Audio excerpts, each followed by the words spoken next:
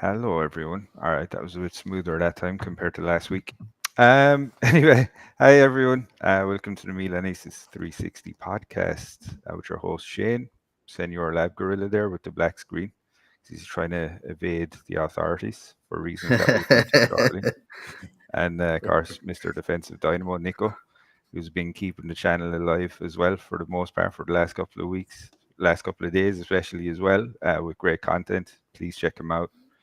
But yeah, I guess okay, let's have a quick chat. Mr. Lab Gorilla, who's in an undisclosed location. How was your week, man? Good. Another very, very busy week at work. But I'd say, obviously watch the Champions League game. I had to watch it afterwards because in the UK, Amazon Prime appears to show some matches and not others, which makes no sense to me whatsoever. They want a subscription, I guess, to just kind of entice you with one game, and then the next time they go pay us. And I was like, no, I'm not doing that. So I had to watch the game afterwards and just try and catch as many highlights as I could. Um, yeah, we've got a lot to talk about on that game, I guess, Shane. There's a few angles. I know, Nico, you covered quite a bit of it, but you know, a couple of things I'd like to say about it, and I think it's an interesting effect that I'm noticing this Champions League format is having on teams. Actually, very very strange. I've noticed a lot of big clubs losing games pre and post Champions League fixtures. So I think it's going to take maybe a few seasons for clubs to get used to this format in terms of the setup of the squads. But yeah, Nico, how was your week? Not too bad, guys. Busy myself with work. Worked yesterday as well. Did catch the Champions League game on down here in Mexico from the house. Obviously, I have my thoughts on that as well. Gave it on my pod. How I thought we performed. Yeah. Other than that, it's been good. Not too bad. All right, cool. We have a ton of stuff to cover today, right? So let's just tear into it in, I guess, somewhat chronological order. So we just need to discuss this. Yes. So, midweek, Champions League game. I know you've covered it as well, very much so, Nico. But yeah, the Leverkusen results. I just want to bring up a couple of images because this is absolutely horrific when you see these images. So, Yeah, like, yeah, this isn't a cardable offence, right? yeah, How would it be? That's a clean. That's a clean play. That's It's this a is in clean the play, middle. right? This was on the lead up to where Tammy basically got elbowed from behind in the box. mm, Again, not a card, nothing, no foul, no nothing. That was a foul outside the area. It's a free kick.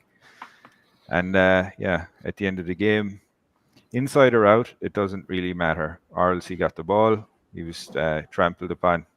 You know, three clear fouls. There was a myriad of other challenges as well that don't look as severe as this, but they still weren't called.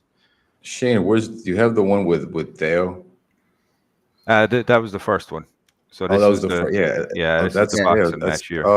okay. That's the first. Okay, there it is. Yeah, Just blurred sorry it about out. Okay. poor quality there, right, to steal it Yeah. off a video image.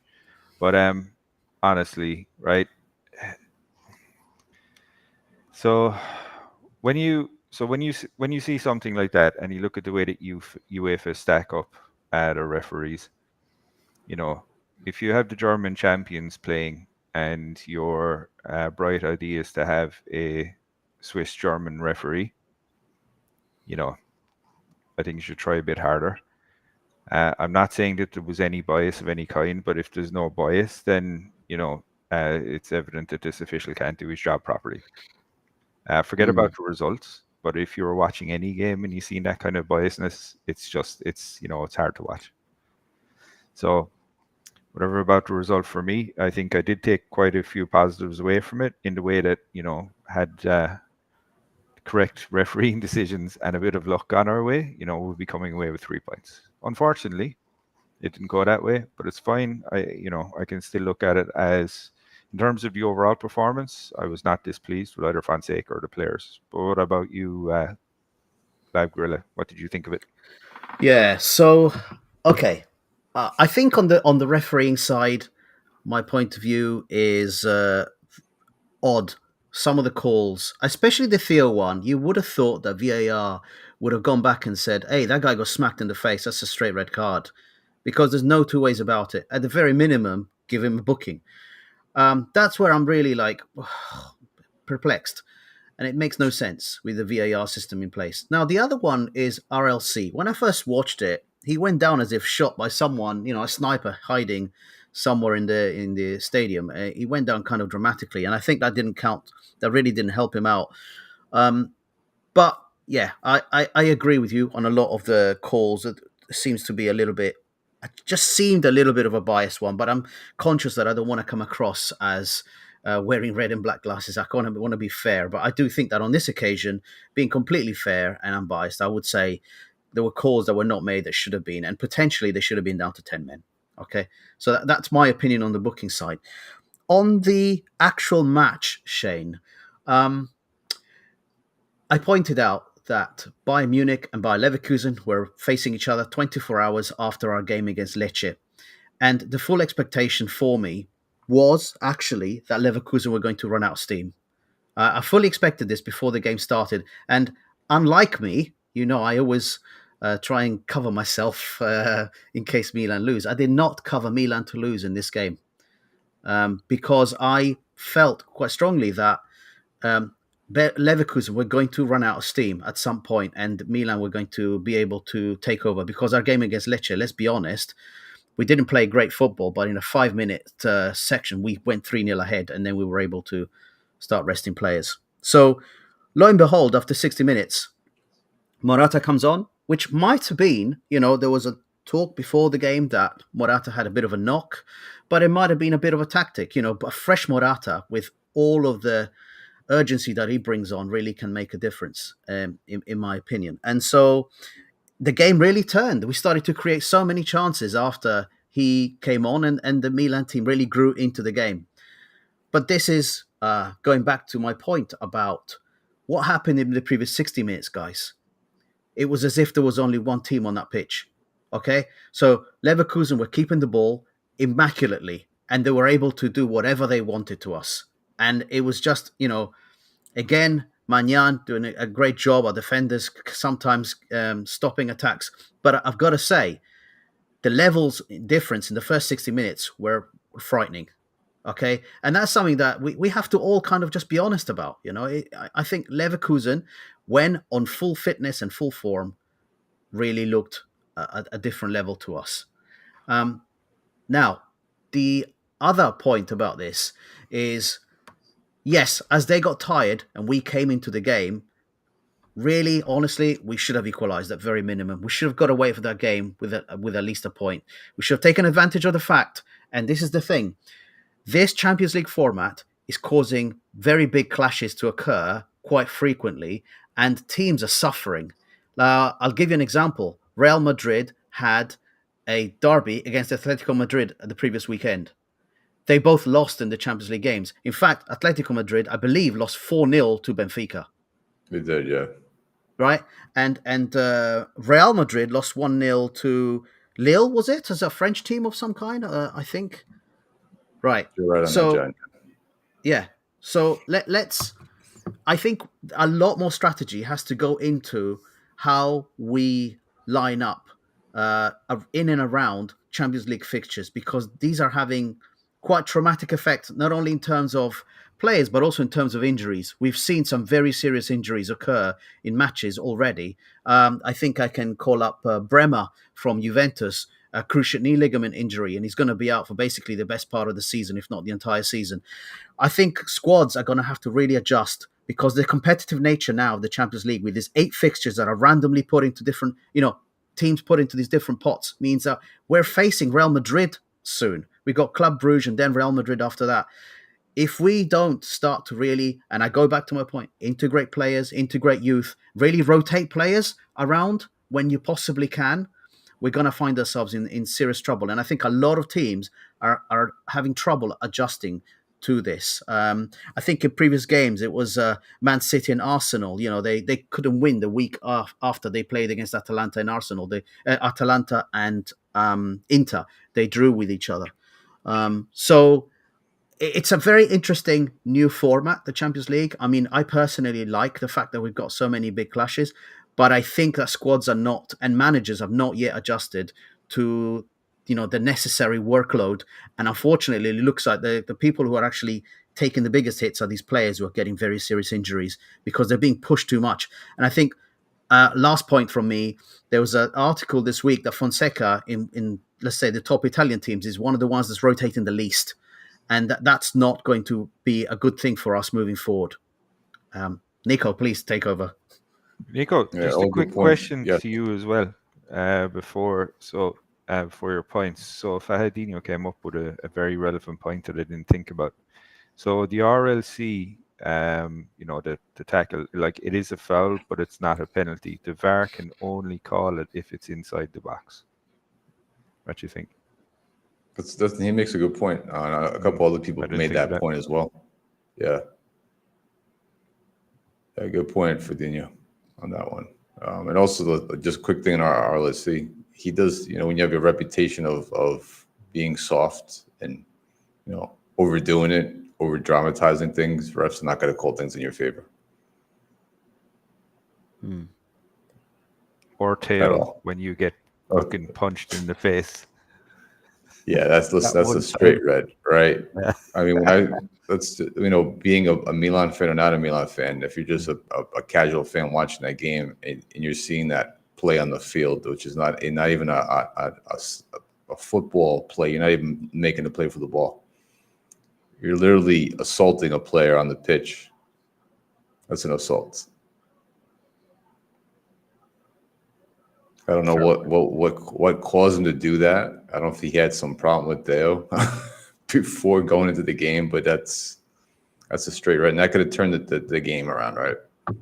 Yeah, That and made this us. is it, 100%. This is my gripe on it. I know it's one thing, certain sections of the fan base, which they are correct in saying that we can't depend on refereeing decisions.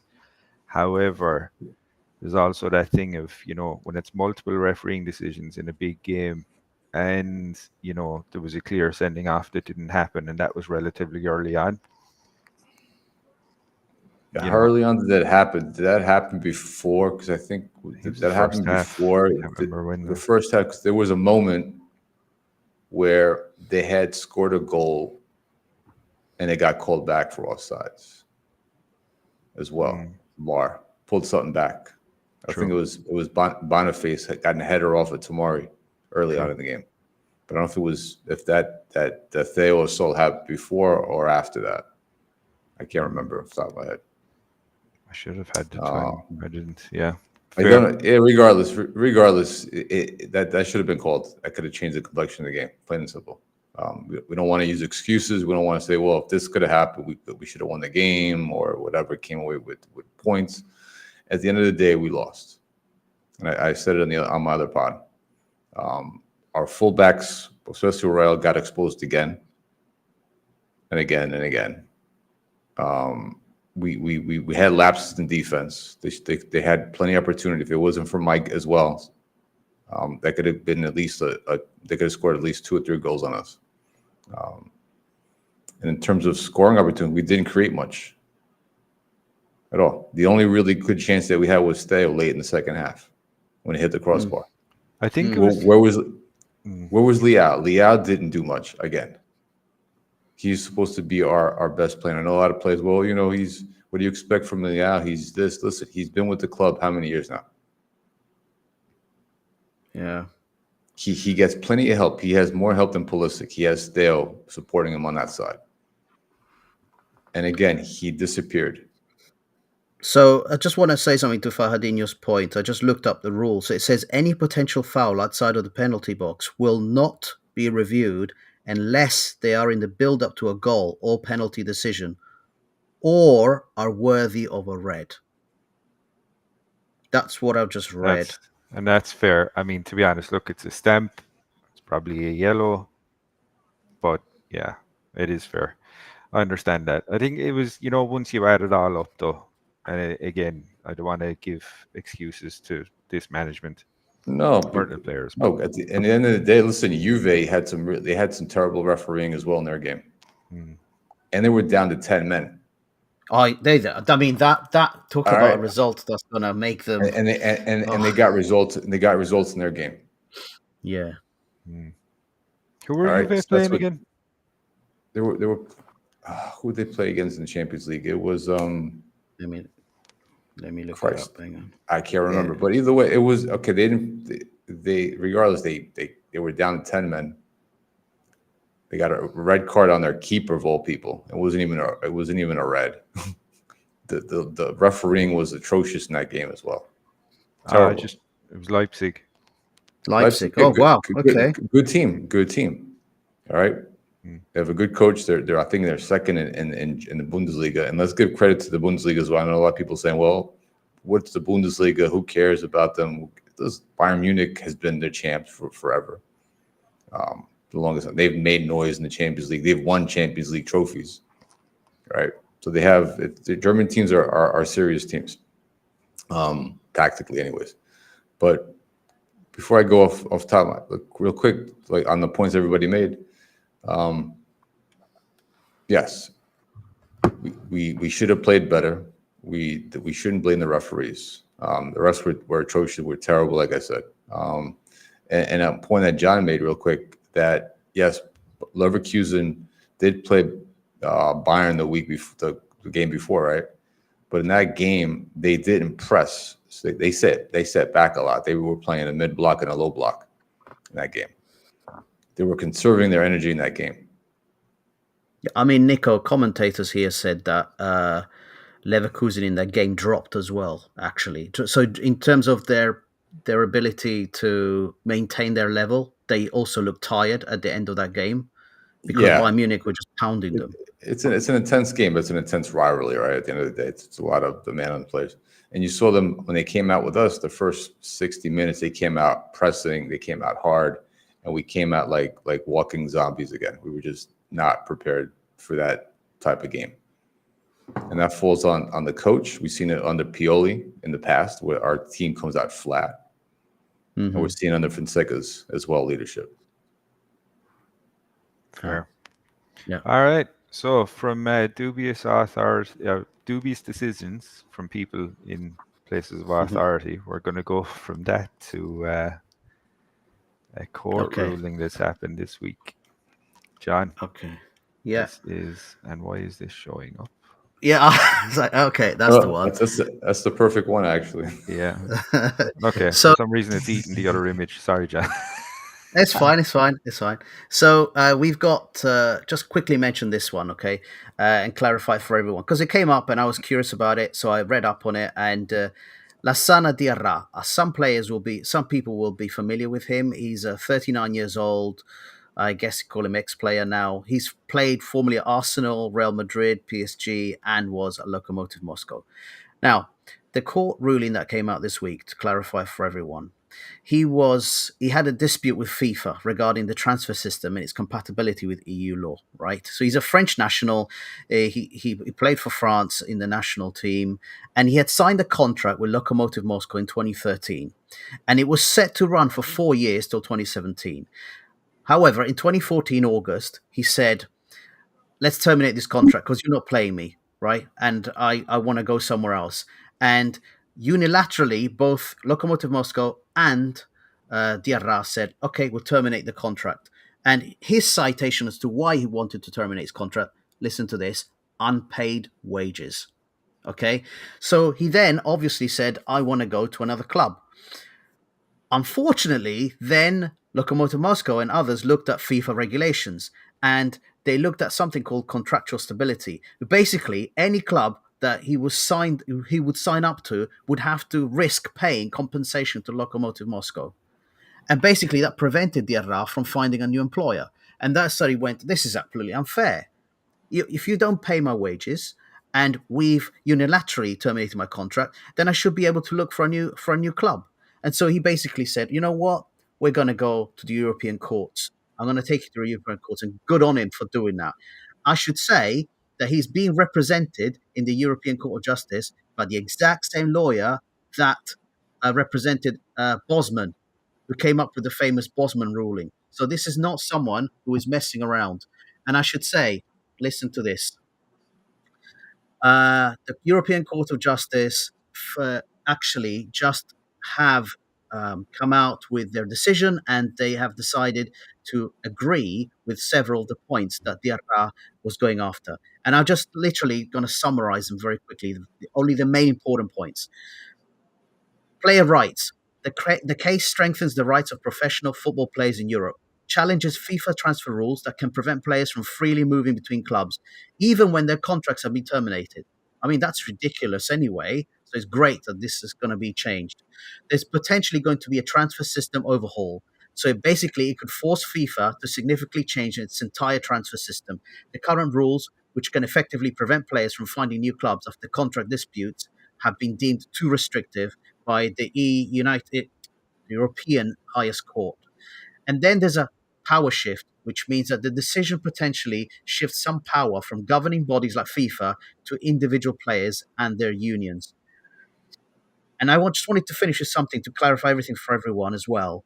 The case now is going to go back to the European Commission for further investigation. The full impact of the ruling may not be immediately clear. So you're not going to suddenly see tomorrow players saying, okay, I've terminated my contract, I can move freely. But it looks like the highest court in Europe has agreed with Diarra. This case is unfair. And so they're going to have to, bigger courts are going to have to then look at FIFA's rules and think about restructuring them in the future. So again, very important story because it could have implications in the future. We've got several players on our books, for example, that we would like to unilaterally terminate their contracts and potentially make them free agents. But as we said, FIFA have this strange rule in there that says contractual stability, they call it, which prevents players from moving around. What's your take on it, Shane? So the news story that I read on it seemed a bit dubious out of the Russian club, if I'm honest, because I think they'd written into his contract that it's like, well, if your performance goes down, basically we're only going to pay you X amount of your salary, which I didn't realize that was a thing. And I don't, because you would assume. So the weird part about this as well was that the player didn't show up for training, and then he was making excuses as to why he didn't show up. I fully understand and I can appreciate that, while this is a loophole that does need to be closed, I think there's also that part of it where, for the most part, 99.99% of these guys are so well protected anyway and earn so much money that you're just arguably giving them more rights and giving their agents more rights. Because what's going to constitute, what's going to constitute, a request for a contract termination, if they don't give him an apartment he likes. But I mean, this is more money for lawyers, Shane, the way I see it, because there's going to be more clauses in contracts, and both parties are going to have them scrutinized by lawyers prior to signing.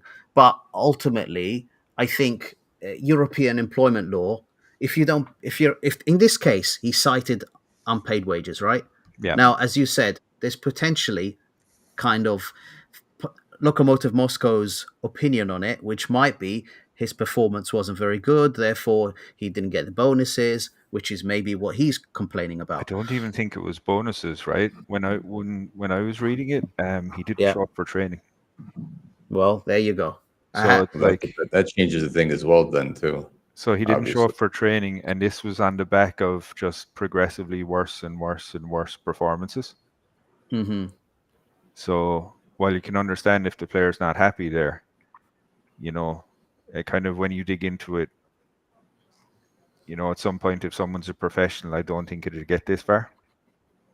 It would be interesting to kind of look into exactly what the situation was. I know his side, obviously, because that's what his defense lawyers come up with. But the European Court basically said, actually, in terms of employment law, this is correct. If both sides have said to terminate a contract, and I think this is the point, Shane, irrespective of that original, was he not turning up? If both sides have decided let's terminate the contract, you should then be allowed to move on to a new job. And I think that's the problem, is that there's this strange rule in FIFA's books, which are stability of contract, which prevented him from moving, and potentially the new employer had to cover some of those costs for Lokomotiv Moscow. And European court said, no, that's not correct. You're going to have to revisit this and come up with a better solution. Just a quick question to anyone watching in the chat. Can you let us know if the stream froze for you for a couple of minutes? Because I didn't see it was on my. saying it froze I for got, 3 I minutes. got it. I don't know. I got it running on my phone. I didn't see it, but I wasn't paying attention the whole time. Obviously. Okay. You said it. Yeah. Hopefully, fingers crossed. Oh, it hasn't. All right. okay. So let me give you my thoughts real quick, guys, because I was kind of quiet because I'm waiting for this espresso to kick in. Yeah, I give in a sense we talked about, if he missed practice training sessions, probably not a good thing. But at the same time, it's good to give power to the players as well to a certain degree, and not to the club itself. And let's see how this turns out for the teams overall once the final decision's made, right? Because the final decision hasn't been made yet on this, John. I mean, those rulings are from the European Court. The only thing is that there's going to be, what do you call it? It goes back to the European Commission for further investigation, so it's not finished yet. I'm curious to see how it's going to play out in the long run with teams and players.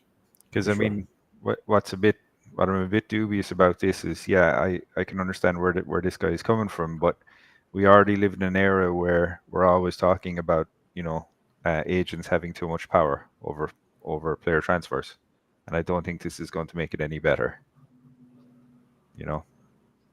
Yeah, I just think a lot. It was reported, I think, in the Guardian in the UK. I was where I first saw this story, and they said this could be a shift in the transfer kind of dealings of the same level of the Bosman ruling. And I thought, wow, this is quite heavy. Let's have a look into it.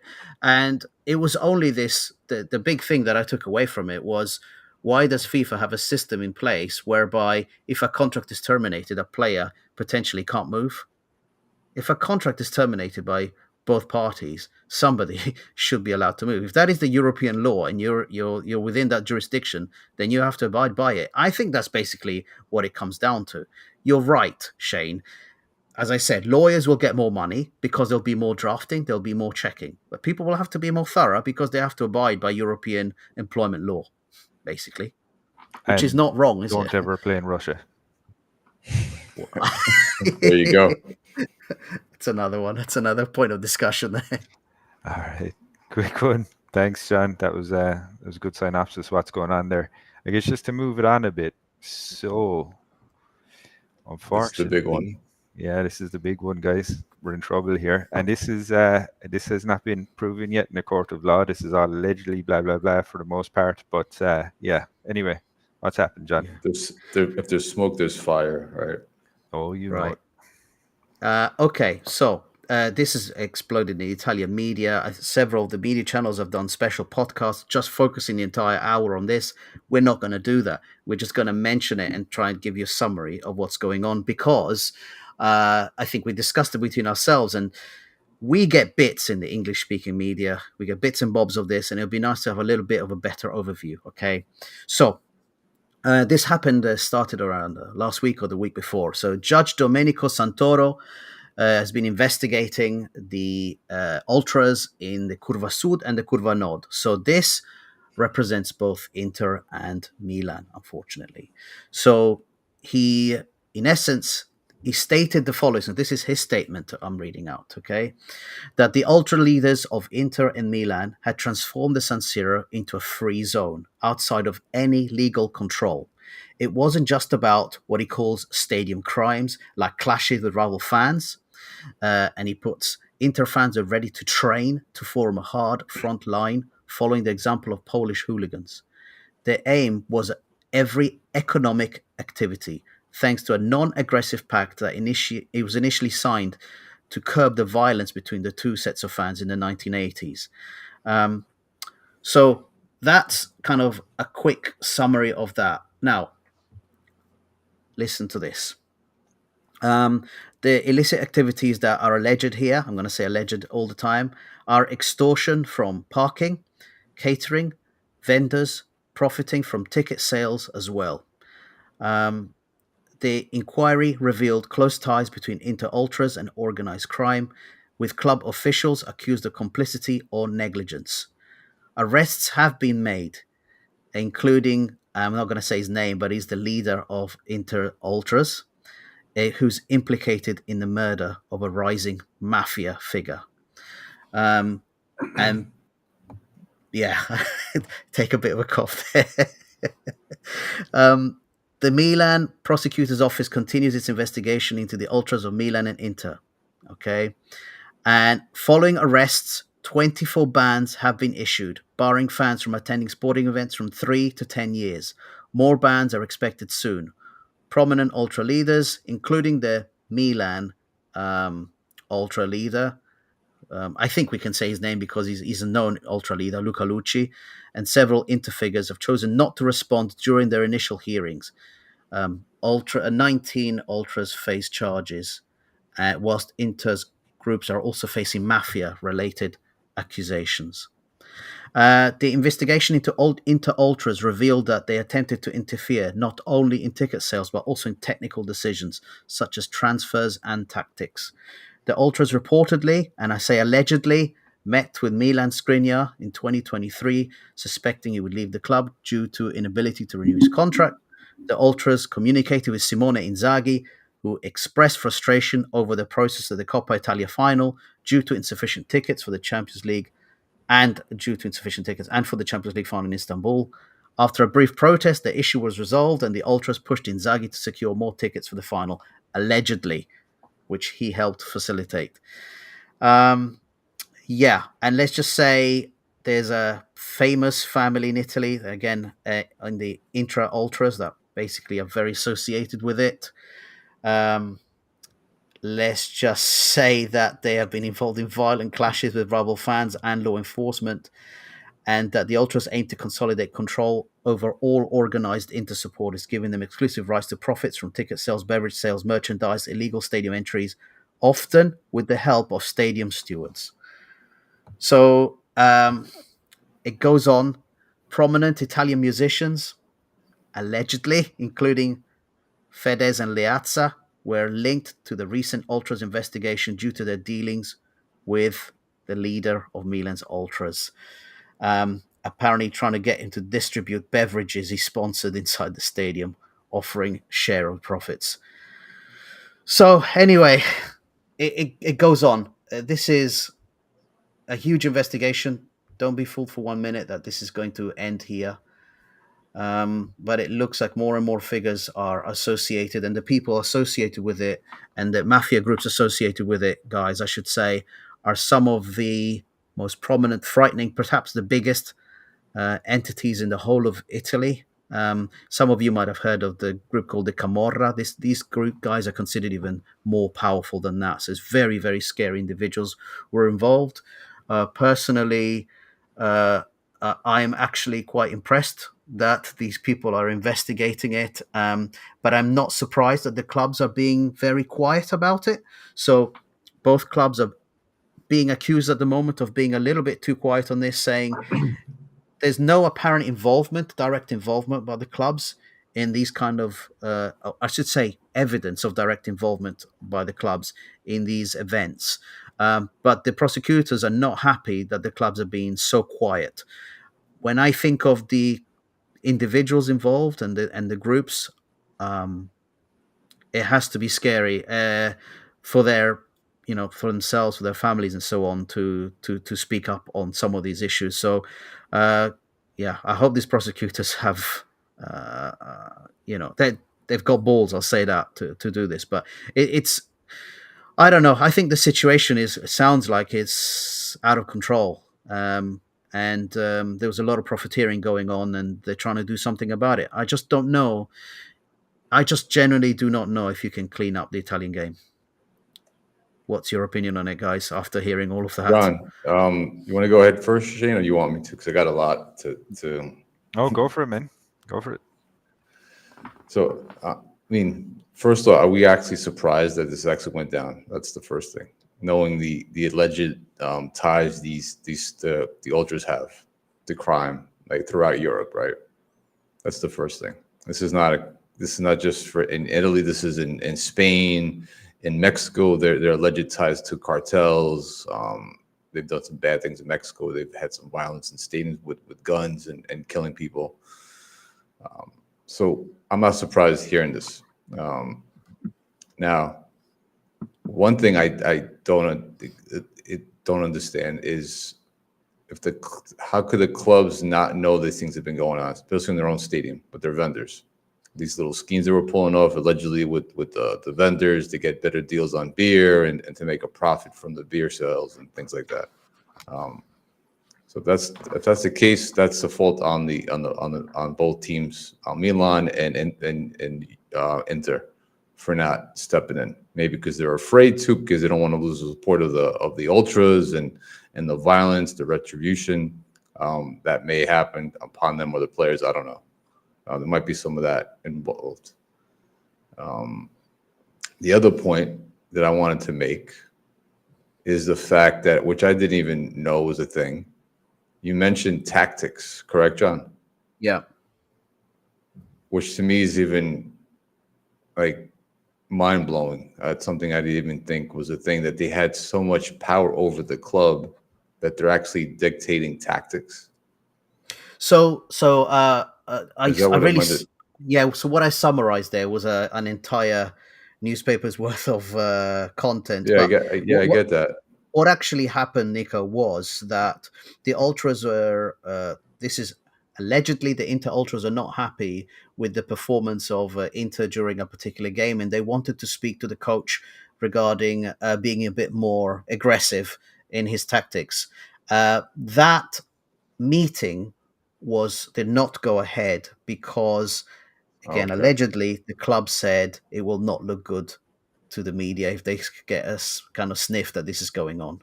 So they were trying. There's no evidence that they did it directly. Okay, that's the kind of power these people have. That they have that kind of audacity to even go ahead and ask for a meeting with the coach. Yeah. Yeah. So, I mean, Fahadinho makes a point. There is a story this week that Calabria might have been involved in a meeting with some of the ultras. Inzaghi has been quite quiet. Conte has been asked when he was Inter coach whether he was part of it. He's denying anything at the moment. I think more stuff will come out in weeks to come. So this is not by no means a finished situation. I think the number of people involved, looking at media personalities as well, which is a bit of a shocker for me, was like musicians and so on involved in this. And what they were trying to do is basically promote their drinks using the ultras and trying to get deals and so on. And I just, as I said, it looks like they had become what's the word, like their tentacles spread into everything related to the club almost, and undoing that, it's going to be extremely difficult, I believe, especially when you see the people that are involved and who they are associated with. What I want to know is, once these hearings are over and if people are prosecuted and found guilty, right, on these charges, what are the actions that the clubs are going to take? Are they going to ban them? So, for example, Atletico Madrid just recently banned some ultras from their last game, and to even Cholo's, he came out. Atletico's coach Cholo, he came out and he said he actually had the balls to say, yeah, these fans should be banned from ever attending a game again. And Real Madrid, they've banned ultras in the past as well. Right, to ensure the safety of the majority of the fans that come to these games with their kids and stuff and family members. Yeah, I'm hoping our club does the right thing by this as well. So prosecutors are asking for clubs to be much more involved in the banning of these individuals, and they've been apparently their word is dismayed by the lack of input that they're putting into punishment of individuals.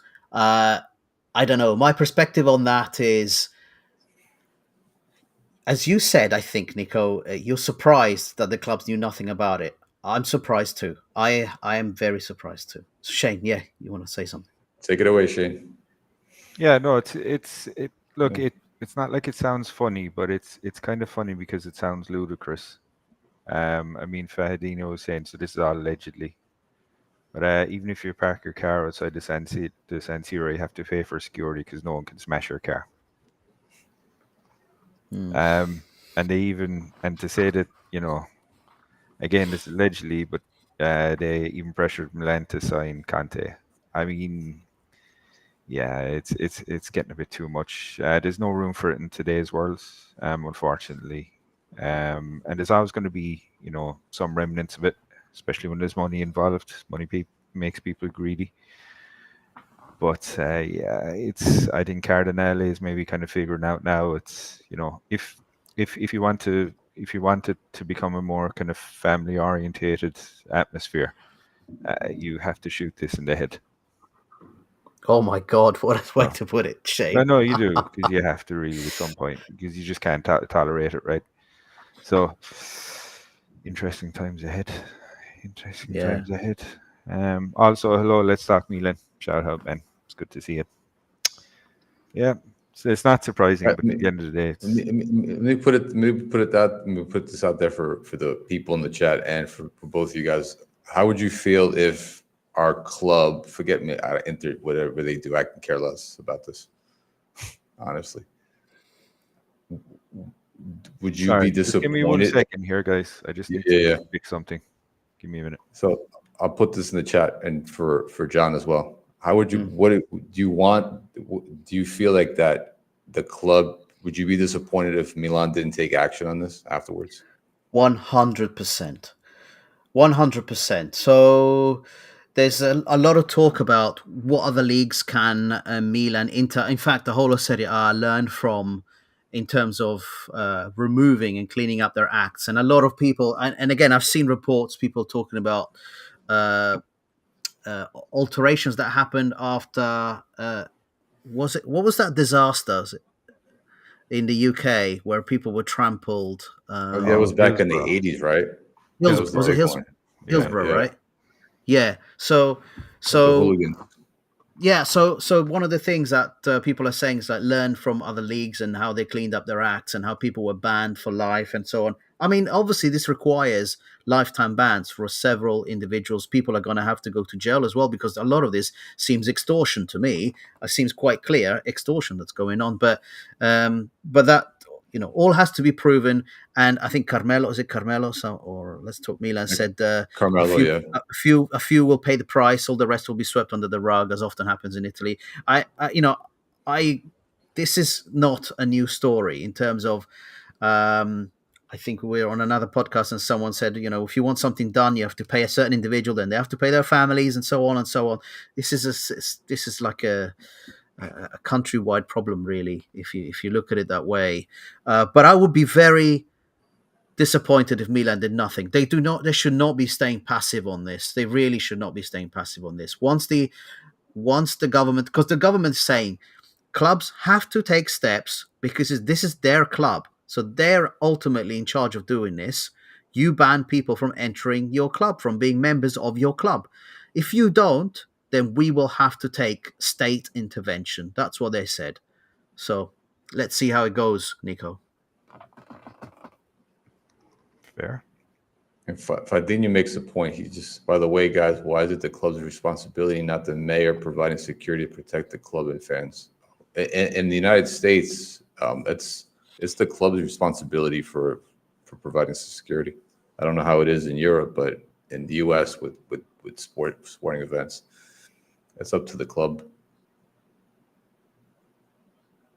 Yeah, I think the reality is this comment from Carmelo. I think this reality is this: nothing drastic will be done. Some people will go.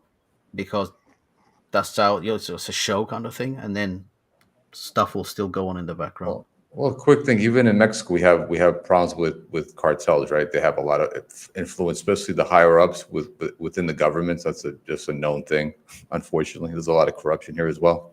Real Allegedly. quick, and usually, no, I'm not. Shade, Yeah, bravo, bravo. allegedly, sure.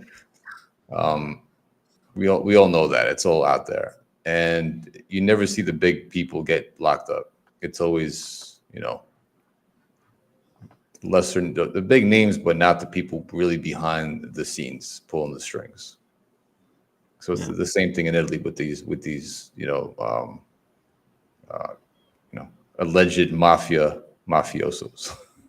I mean, Fahadinho, to your point, is that why is it the club's responsibility, not the mayor? So the club could be responsible for not allowing people to become season ticket holders and so on. They could prevent that kind of thing to happening. They could have a list of people banned from becoming season ticket holders, which in a lot of these people, that would actually hurt them the most.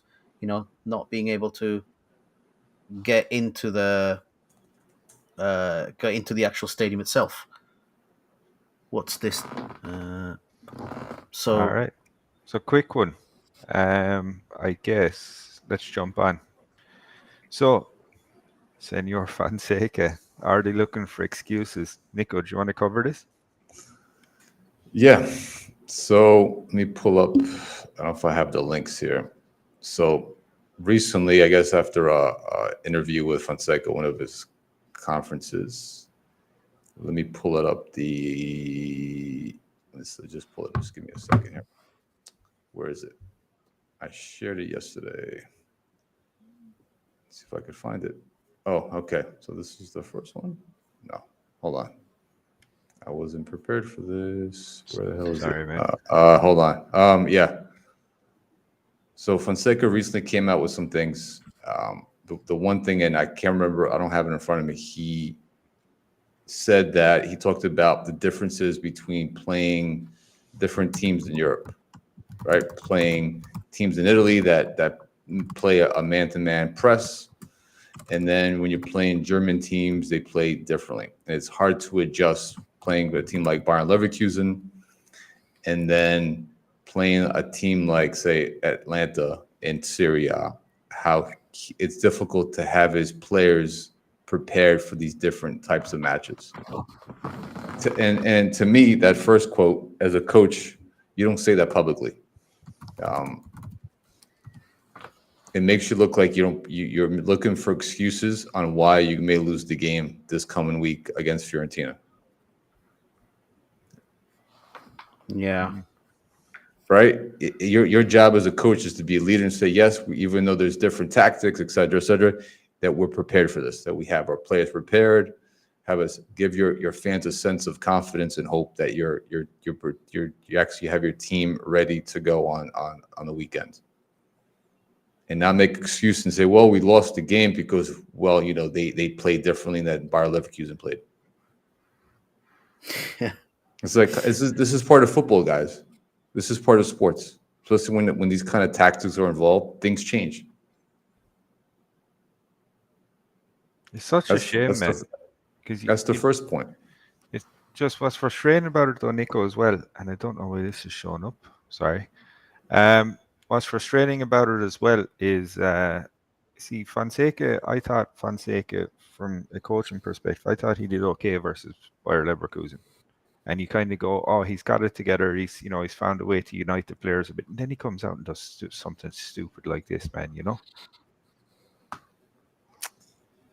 What are your thoughts on that, though? And I'll move on to the next quote that he came out with that I wanted to point out. Well, Does that give you a sense of confidence? No. And Nico, so I think this goes back to my point, is that I think you need a certain level of manager to be able to kind of have an overall view on the fixture list and the styles of football and the style of opponent you're preparing, and have a well-rounded squad. I think these kind of excuses are terrible. I don't want to hear them, to be honest, Nico. I want to hear my manager say, we were planning for Leverkusen to be tired. We were planning to bring Fonseca on and attack them and go all out and give us a chance. We were planning to be as close to them as possible within 30 minutes to go and then go all out. Make it look like at least you were trying to do something, hold out, and then attack. Because that's what it looked like from the outside. And he comes out with stuff like that. It makes you think, okay, you actually thought that you were going to go out and impose yourself on Leverkusen? No, come on, man, wake up. And the other thing I wanted to hear from him is, we'll be ready for Fiorentina, because we have to beat Fiorentina. There's no two ways about it. I will not accept anything else as a fan. Yeah, that's my bit on that. Shane? Yeah, so just to echo kind of what I said already, it does look very amateurish. And just to echo what Fahadinho just said, this is a great point. Yeah, like Fonseca's press conference was bad, shifting the blame onto others. And it does come across that way. And it's kind of preemptive. And this is my concern about it. So it's kind of like giving us somewhat of an excuse if we don't show up today and play Fiorentina.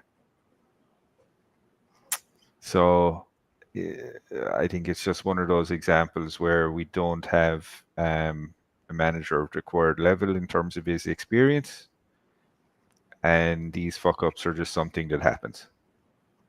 So yeah, that's all I have to say. Can you imagine somebody like Arteta or Pep or I can imagine Arteta, Mota, right, or Mota coming out with these kind of lame excuses, saying, "Yeah, it's difficult to get my team ready because we're playing different teams with different tactics every week." Come on, it's just no. So on that, Nico, Ancelotti came out and said the Madrid derby took a lot out of us. Fair enough. As a fan, I can understand that. Just be honest. Fonseca can't come out and say the Lecce game took it out of us. And the second quote, the second thing that just stood out to me, this is exactly what he said. So it was translated from Italian to English. It's not a criticism, but a fact. The team was used to playing individually in a defense and attack. I'm trying to change this. It's very difficult. We have to work, and it will take time. So in a sense, he's blaming the way that players are playing, right? Individually, they're not playing this positional type of football, and they're not defending the way he wants to, because he's blaming that they're still set in Pioli's ways, in a sense. Now, this is blaming, you're putting the blame on your players for not having to understand your tactics the way you want them to play, and you're putting partially that blame on the former coach. Now, this is my take, and I want to get your guys' thoughts, and Fadinho and Carmelo's as well. First of all, you've had enough time. Everybody praised him during the preseason.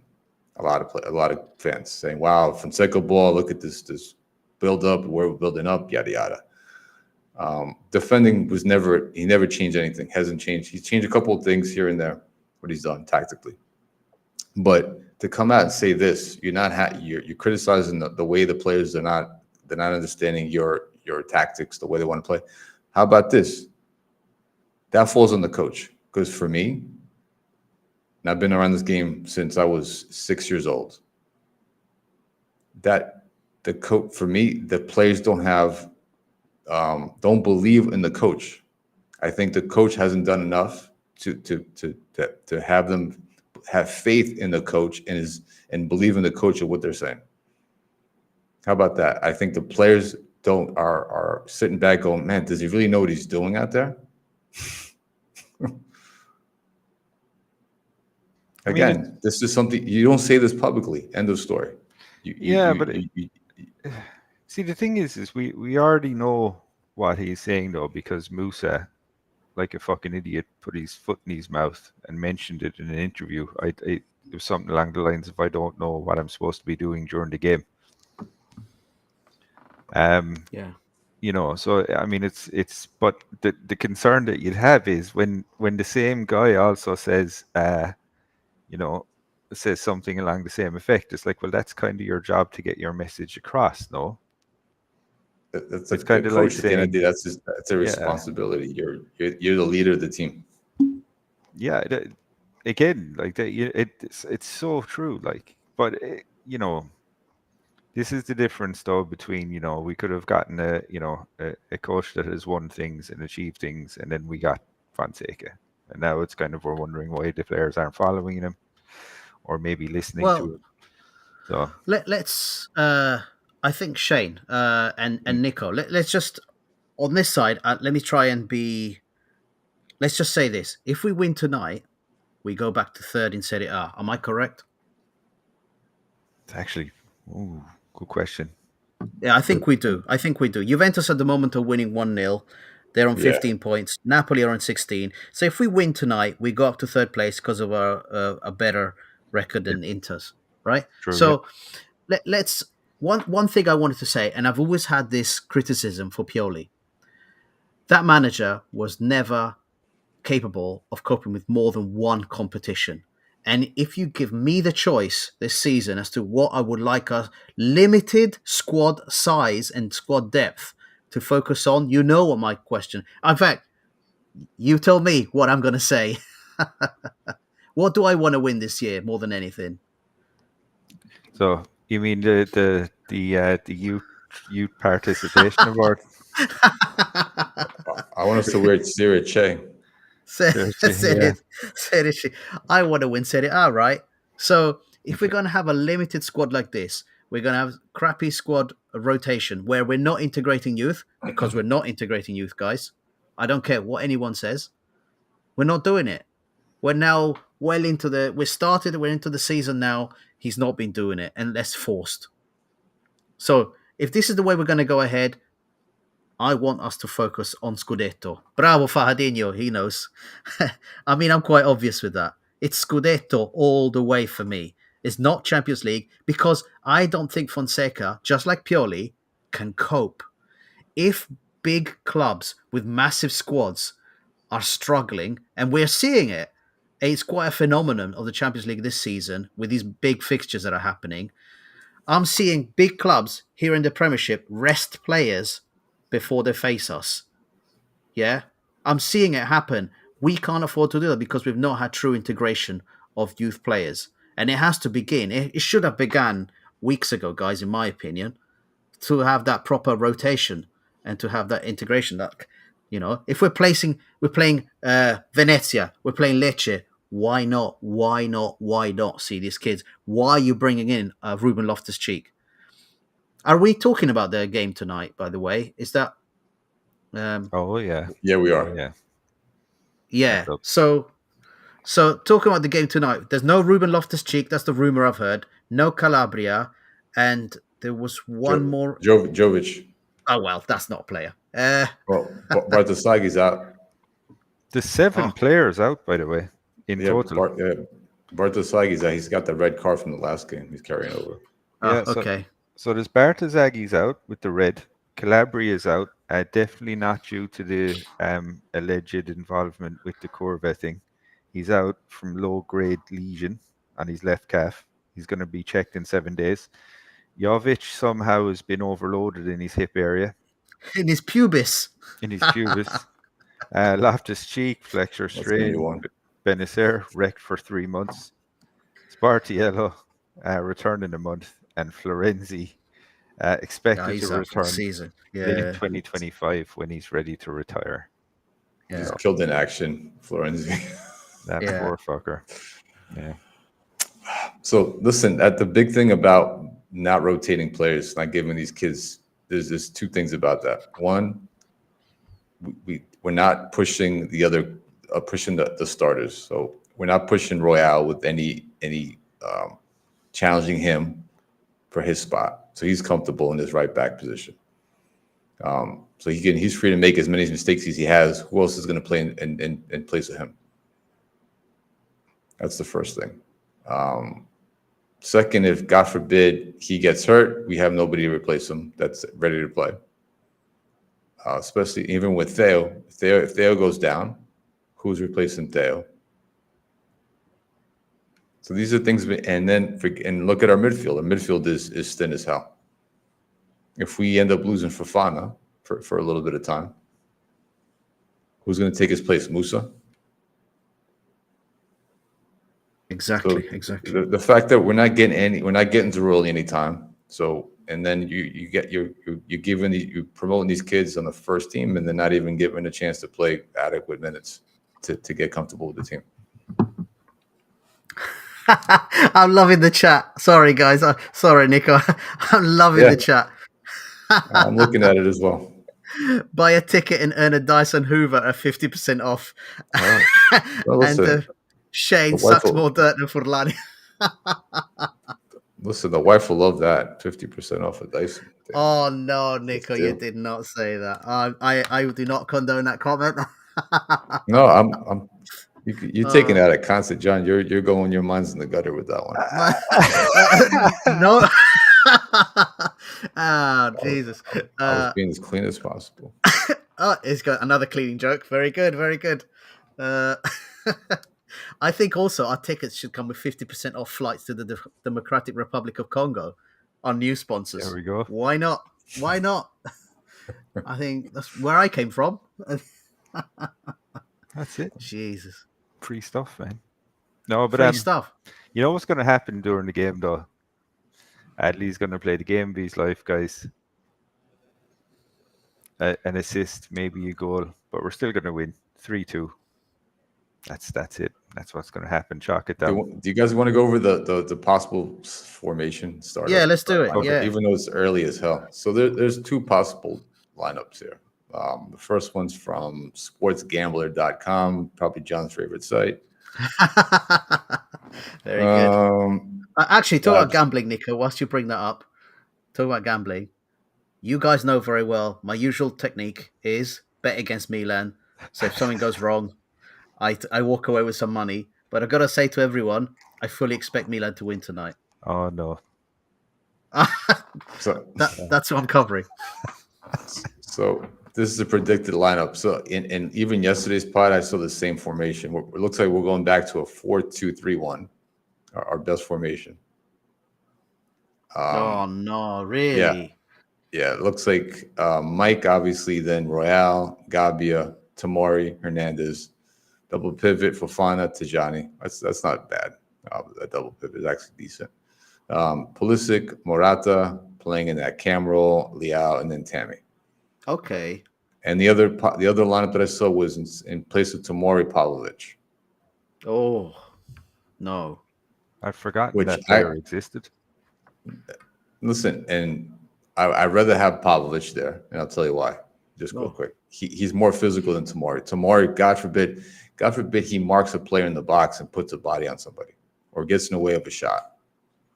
He shies away from contact. He shies away from putting his body on the line, on trying to block shots or deflect them.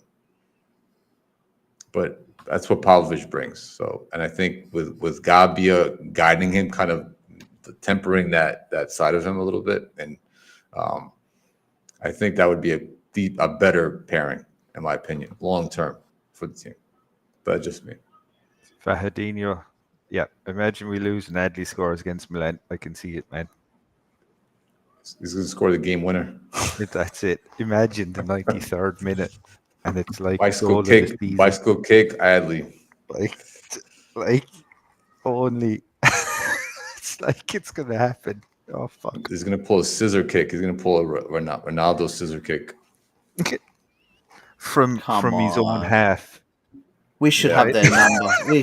We should beat Fiorentina. Come on, guys. Come on. No, but Fiorentina, even though offensively they suck, they're not good. Their defense has been good this season under Paulinho. And Paulinho's beaten us in the past with Monza. Just a heads up. Last season we lost what was the score against Monza? 4-2, or we got embarrassed against them? I think it was, yeah. Something like that. Yeah, so 7 goals scored, 7 goals conceded for Fiorentina. Sitting in 13th place on 7 points. We scored 14, conceded 7. No, I just, honestly, as I said before, my ambition is to win Serie A. It is not to be top four. It's to win Serie A. And I do not want us to be anywhere near Fiorentina's level today.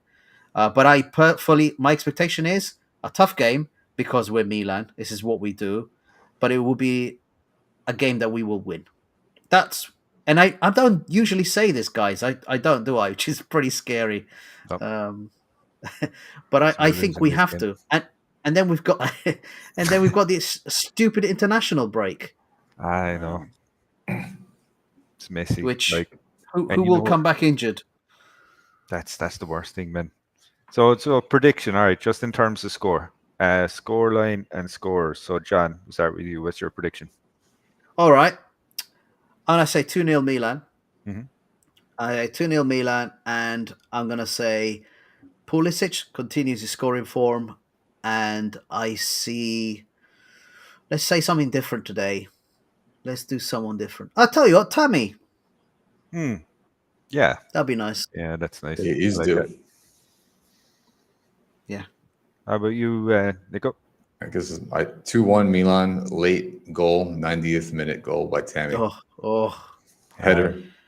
I'm gonna go. I go ahead, Shane. I just want to channel Fahadinho here, right? And just for the fun, right? It's not actually fun. It's traumatic, right? But it's going to be 3-2 Fiorentina, right? No. And Adley's going to score in the 93rd minute with a fucking goal of the season. There we go. Because this happens. No way. So I mean, no way, guys. Come on. Let's be honest. We should beat this lot. If we got any intention whatsoever to be a contender, this doesn't even come into the question. Fiorentina should not even be part of the conversation. Okay. I want to be bullish today. That's how aggressive I want to be about it. Royale is playing it right back, John. Anything is possible, right? And then guess who plays on his side? It's what's the guy's name? Well, I think Coney. Doesn't Coney play on that side as well? On the right side, yeah. So he's got to be dealing with it, Coney. Yeah, he's given us trouble in the past. Yeah. Because if that's the case, then I'd be concerned about that. Like, well, any player, even Serie B level player, if you put them against Royale at this point, we're fucked. But the last thing you want is to go into an international break on the back of not winning a game against Fiorentina, and then you have, 10 days of stewing on it. The fan base will literally melt. See, we need the win today for that as well. Actually, just a little bit of. By the way, why is all these international breaks? It's such an early part of the season. It's the second one already. It seems like a lot, yeah. FIFA's plan to run players into the ground. Well, this is what I'm saying. I'm like, we're gonna be getting players broken left, right, and centre. We're on match day 7. We've had 2 international breaks already. What the hell's going on here, guys? The team should have more control and tell the players, no, you can't go. Don't release them to international break. Yeah, I mean, I agree with that. I just, what is it? For us, we're lucky, I guess, that most of our players are not. I'm just trying to think who is going to go, who isn't going to go. Gabi's going to go. Gabi. Oh yeah, Gabi got called up. Yeah, well done for Gabbia, man. Well done to him. Absolutely. Reinders is going to go. I'm going to clap for Gabbia. Yeah, finally Gabbia. Yeah, so Leao's going to go. Hernandez is going to go. Magnan's going to go. Fofana's going to go. Oh my God, we got the French squad. Morata for Spain, I think, right? Yeah. Morata will probably go. I mean, he's one, actually, Nico. There's a point. Morata's one where they should just say, no, he's got a knock, he can't go. Because he needs rest, that guy. No, he does. He's he can't cope with his schedule. No. This is what I said. The formation and the way he plays and the way he contributes to the game, we haven't got someone to replace him in the current squad. When he comes off, Fonseca puts on Ruben Loftus-Cheek there. Basically, we play with 10 men. On the earlier topic of Furlani sucking like a Dyson, following that bombshell. Oh, right, let's cover this one. So, do you want to? Who wants to take it, or do you want me to lead in? So You essentially, go. yeah. So Shane, please do. Mr. Cardinale is looking to sell 22% of the club that he doesn't own yet to cover the loan that's due to Elliott Management, and that's due in, I believe, was it July 2025? So Yeah. yeah, because obviously the overall finances of the club have gotten much better for the balance sheets. He can sell a much smaller percentage of the club than he initially would have had to last year or the year before. So it's 22%. So he wants to sell that to someone. They will come in, obviously not, as a minority shareholder, and then Elliott Management get their high interest loan money covered, and then that's put to bed. The only other alternative is that this apparently was in reports this morning that Furlani is looking at entering into a restructured loan Yeah. with Elliott. So, what are your Yeah. thoughts, John? I guess, or Lab Grill, we'll start with you, man. Yeah, so again, this has caused a lot of stirs in the Italian press. What do I think about this? Well, Elliot have an 8% loan with Redbird. So 8% interest, guys, on what, 600 something million? That's a good chunk of money, guys. It's a good chunk of money. And so 22% Cardinale is apparently something called the Washington Post or something like that. So, or was the newspaper or the the channel that this information came out of. Um, but Cardinales denied it, by the way. So says no, none of this is true. The truth is they do have to pay back Elliot next year, and so they have to come up with a solution. One is you either come up with the money or a way to repay part of it, and this would be one of the answers. I just don't know who the hell would come in as a minority shareholder, giving that amount of money to do what. I really don't think it's a good call at all. The other one is, I think, most likely is that they come to an agreement because Elliot are winning in every situation here. They're winning in every situation here. If they restructure the loan and they get even more interest, then they just win again, and they'll be able to take the people owing them even more money, and they'll have a club on top of it. Which was, I think, in my honest opinion, I think it was their idea in the first place that basically Cardinale fell for because he didn't know what was getting into. Elliot knew what they were doing. Um, Elliot are a brutal entity. I think we discussed this before, Shane, you and I, about what Elliot are capable of doing with the Argentinian Navy and so on. That was it. They Yeah, they like don't mess around, man. These people. they So win Serie A's as well. and there you go. Thank you very much. They win Serie A. So Mm. I think they're probably going to restructure their loan. Elliot are going to get even more money, and then these guys will default, and then they'll be screwed, and Elliot will take back the club. That's what I think. Yes. Nico.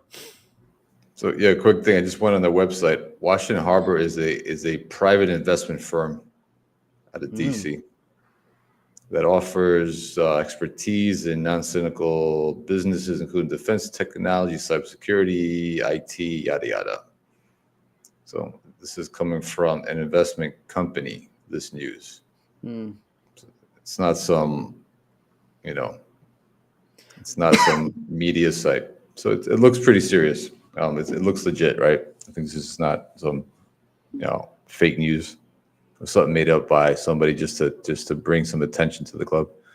Honestly, I hope I hope Jerry does not be able to pay back and gets out of the club immediately. That's Yeah. my thought. That's my feelings. He Yeah. has no business being part of Italian football. He's gotten way over his head. His thoughts about building a new stadium that's going to be easy and building stadiums for other clubs and within Italy, great ambition, but in reality, it's just a pipe dream. It's just BS at the end of the day. And trying to restructure how European football is done, Yeah. and that's not bring everything else that he's done to the club that we talked about in the past. That's fair, but you see, for those reasons as well, I think the optimum solution for me is if it goes to someone with infinite money, like someone from like a rich investor or a board from Qatar or Saudi Arabia or something like that. But the thing is if the Italian authorities haven't been very receptive to Cardinale building the stadium, you can forget about it if it's someone else from, anywhere else, right? Um, I think the optimum solution though is as this is as wrecked as it sounds. I think some bit of stability would be a bit preferred over the turmoil of a new owner just for the next until the stadium is built, right? So for me, as bad as it is, I'd actually prefer to, for him to stick where he is just until the stadium is built, and then he can do what he wants Yeah. as So I much as that think, pains. guys, I think the thing that really got the headlines, it wasn't so much that there was what did you call it, Washington Harbor? Yeah, Yeah. Washington Harbor release saying 22%, blah blah blah. It was the price of that 22%, which was basically a base price and no profit whatsoever for Cardinale. That's what raised a lot of eyebrows in Italy, is because Yeah. it was basically saying, look, we just need the money, because that's an indication that you need the money urgently. You're not trying to make any profit whatsoever. You just need the cash. You just need the liquidity, I should say, to cover something happening. Yeah. So I think that's what raised the eyebrows. It wasn't so much, is it true, is it false kind of thing. It was the price of that 22%. If you do the maths, it's basically the same as he bought it for, which is terrible. It's for business sense, it's a terrible concept. Uh, One thing I wanted to mention before we go, just quickly, what do you guys make of that worldwide fund for nature protection of San Donato area? Did Why you hear about why this? they, Right? why are they getting involved? What was there's some kind of endangered species there? Apparently, there's a panda. No, um, And uh, in Milan, huh? Of course. Uh, something about the site could be classified as a protected forest. I don't know if this is absolute garbage or what, but I'm going to have to look this up as whether it's true, because it says that they've actually written to the Civil Court of Milan to have a technical assessment of the area of San Donato. I'm like, come on, man. This is I've just another sign that says don't build a stadium there. That's all it is. I think what happened is Cafu had a holiday home there, and because it's of historical significance, because it's like the last good right back that Milan had, they don't want to build anything around there. Well, it's something. I It's a just think it's historical site. Yeah, what a joke this has turned into. The stadium story. What a joke, man. it's great. Like And in a way, right? I mean, you have to admire it in a way, though, don't you? Because Oh, come on, Shane. Go back 2 years. Go back 2 years when these guys came in. Do you remember the big thing? Oh, they're going to build a stadium. Milan is going to destroy Inter. We're going to become the leaders in Europe again. we're Ah, blah blah still blah. waiting. Yeah, yeah. Gee, look back now and you think, oh, what a comedy club that anybody believed that stuff. Again, supported by the Democratic Republic of Congo and The Dyson. ARC. Yeah. I can't think of winning any harder than that, to be honest, guys. I don't see what the fucking problem is. Uh, panda thing is just not I don't great. see that. Listen, Shane, as much as I would like to see, I don't see the stadium being built anytime soon. No. No, The no only, way. I think the only time it'll be built is, if there's like an international tournament. Well, there is one coming up. We're not, but there's we're I know, Italy's getting the Euros but like, well, let's say if it was where they're supposed to. predominantly Italy, and then they said it makes more financial sense to build a new stadium in Milan specifically for this purpose. But even so, Milan City Council would still hold the rights. Oh, Ooh, penalty for Cagliari. Juventus are in a. Hello. Hello, It might be hello. that. Let's see what happens here now. Yeah, I just got the game up. 82 minutes, guys. Oh, and actually, Juve went ahead through a penalty themselves. Oh, this could be big, man. This could be a big one if they don't beat Cagliari, because that's a massive problem. Yeah, I didn't That's a see I didn't see the play that led up to the PK, and he got it. He he's top got it. He left scored. corner. He He scored. scored it. Yeah, nice PK wow. too. Yeah, he couldn't save it. The keeper. There was no way. Oh my Mata is goodness. still better than Fonseca, though, just for the record. Hey guys, we beat Fiorentina, we go ahead of Juve and Inter into second place. That's it. And you know Yep. yourself, Napoli will just capitulate horrifically because Conte will walk into the office and, explode one day. Oh, just please don't get my Milan. Please don't do this to me. Let's beat Fiorentina tonight, and let's go into the international break with a smile. That's it. That's it. Good way to end the podcast, I think, gents. Yeah, that was It a was a long good one, one. fellas. It was a good Yeah. one. We got through Yeah, it. Thanks a million for everyone that came up. Fadinho as well, much appreciated, man. Let's talk Milan. Also stuck your head in. Good to see you. Yeah, that about covers it. So let's see you guys next week. Take care. Let's enjoy the yeah. Fiorentina game. Forza All right, Milan, Milan Nation. everyone. See you later. Ciao.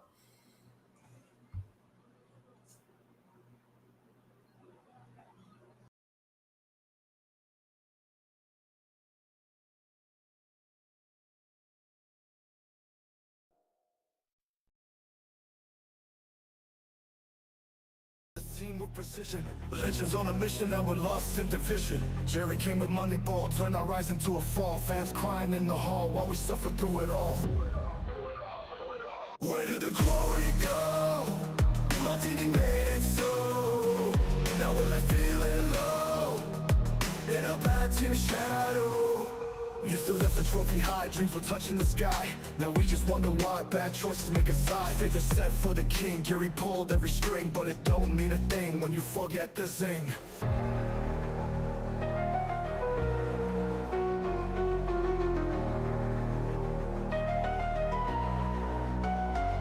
Where did the glory go?